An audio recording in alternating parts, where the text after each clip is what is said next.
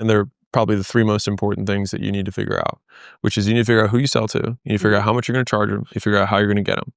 And so right now, if you have a product that already has a clear use case for enterprise, then I would probably go whale hunting rather than go minnow hunting, right? And so if that's the who, the price is going to be relatively self-explanatory, which is you're going to get into the conversation with them and just say the biggest number you can possibly think of, and just see how they react. You can always go down, can't go up.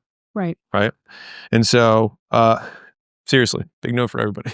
Just say the biggest number you can think of, because what the worst feeling in the world is when you're like 250 grand. They're like, okay, and you're like, fuck. You're like, I could have got 500 on that. You know what I mean? And so that's the who, that's the price. And then in terms of the advertising method, you guys have background, you know, people that have been in those businesses, and they do have typically long sales cycles that you're probably accustomed to. I think the issue that you've had with like these one-off contracts and all the contingencies in terms is simply because you don't care for what you're charging.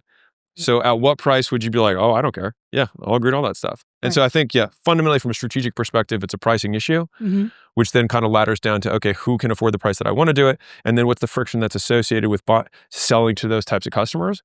Well, it's not worth it for 10 grand a month. It's worth it for $1 million a year. And I think you're honestly like one deal away from fixing all your cash flow. I think so too. Cool. No, you bet.